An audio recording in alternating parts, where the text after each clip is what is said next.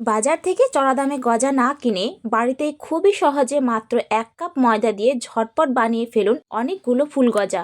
এটা দেখতে যেমন ইউনিক, খেতে কিন্তু দুর্দান্ত হয়। একদম মুচমুচে রসালোই গজা, বানাতে একদমই সময় লাগে না, ঝটপট হয়ে যায়।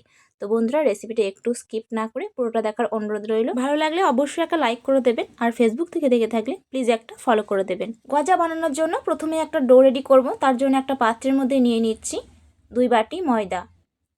এখানে আপনি চাইলে আটা ময়দা মিক্স করে করতে পারেন। এরপর এর মধ্যে দিয়ে দিচ্ছি একটু লবণ, এরপর দিয়ে দিচ্ছি 3 চামচ সাদা তেল। এরপর খুব ভালো করে হাত দিয়ে এটাকে ময়াম দিয়ে দেব।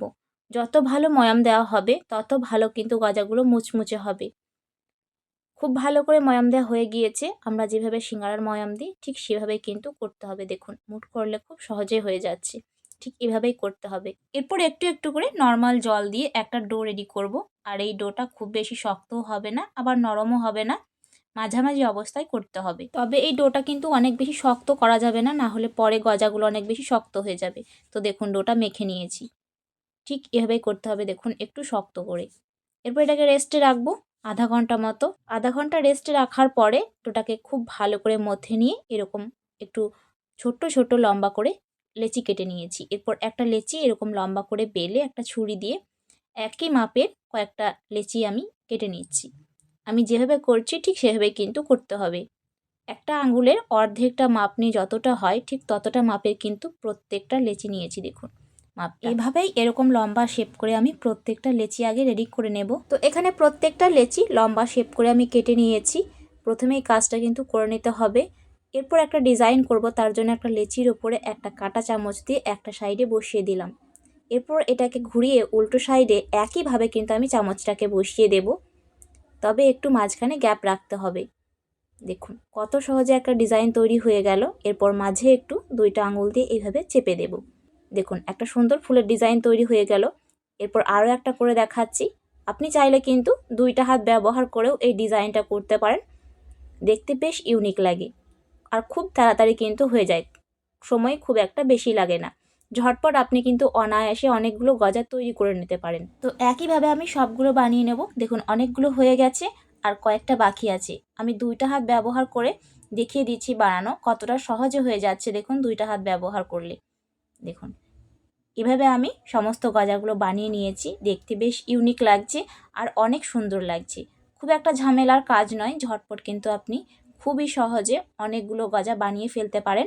ডোটা একটু শক্ত করে রেডি করেছিলাম বলেই কিন্তু দেখুন এগুলো বানানোর পরে একটার গায়ে একটা লেগে যাচ্ছে না। তাই ডোটা কিন্তু অবশ্যই ভালো করে আগে তৈরি করতে হবে, তবেই কিন্তু আপনি এই ডিজাইনগুলো করতে পারবেন। এরপর এই গজাগুলোকে আমি তেলে ভাজবো। তার জন্য কিন্তু আগে থেকে কড়াই তেল গরম হতে দিয়েছি। তেলটা হালকা জাস্ট গরম আছে, হাত দেওয়ার মতো। এরপর এক এক করে আমি গজাগুলো দিয়ে দিলাম। এক সেটে কয়েকটা মতো দিয়ে এভাবে উল্টে পাল্টে একদম মুচমুচে ব্রাউন করে ভেজে নেব। আর এগুলো ভাজার সময় আঁচ একদম বেশি করবেন না, মাঝারি থেকে লো আঁচের মধ্যে রাখবেন, তবে কিন্তু এগুলো একদম মুচমুচে হবে, ভিতর থেকে খুব ভালো করে কিন্তু ভাজা হবে। না হলে যদি আঁচ বেশি করেন উপর থেকে পুড়ে যাবে আর ভিতরে কাঁচা থেকে যাবে। দেখুন এক সাইড ভাজা হয়ে গিয়েছে, একদম ব্রাউন করে ভেজে নিয়েছি। তেলটা খুব ভালো করে ঝরিয়ে নিলাম। এরপর একটা পাত্রের মধ্যে উঠিয়ে নিচ্ছি। দেখুন আওয়াজ শুনেই বুঝতে পারছেন ঠিক কতটা ক্রিস্পি। এরপর এক এক করে আমি সবগুলো গজা ভেজে নিলাম। এরপর একটা সিরাপ রেডি করব। তার জন্য একটা কড়াইয়ের মধ্যে নিয়ে নিচ্ছি 1 বাটি চিনি এবং ওই বাটির মাপ করে হাফ বাটি জল। যতটা চিনি তার অর্ধেকটা জল। এরপর এটাকে নাড়াচাড়া করে খুব ভালো করে একটা আঠালো সিরাপ রেডি করব।